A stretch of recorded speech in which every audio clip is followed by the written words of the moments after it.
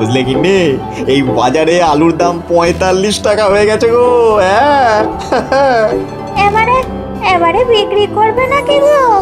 আরে না, আর একটু দাম বাড়ুক না, আবার সপ্তাহ দুয়েক পরে একবার বাজারে যাব বুঝলে। আজ প্রায় ৩ সপ্তাহ হয়ে গেল, একটাও আলু পেলাম না। হ্যাঁ, ওই আলুর জন্য প্রাণ একেবারে ওই টাক টাক করছে। যতই দাম হোক আলু এলেই কিনতে হবে, নইলে ঘরে তুলকালাম হবে আমার। আরে রামু ভাই, তোমাকে তো বাজারে দেখাই যায় না আজকাল। তোমার কাছে কি আলু আছে? আগে এখন তো নেই, কিন্তু এনে দিতে পারি, কিন্তু অনেক দাম হবে যে। আরে দাম নিয়ে চিন্তা করো না, যতই দাম হোক। ঠিক আছে ঠিক আছে, আমার কাছে কিছু আলু আছে, আমি ঘরে গিয়ে আনছি, কিন্তু কিন্তু ওই একদম ৭০ টাকা কিলো দাম, ওইটা কিন্তু লাগবে দাদা। যাই দাম হোক তুমি নিয়ে এসো, আমরা এখানেই আছি।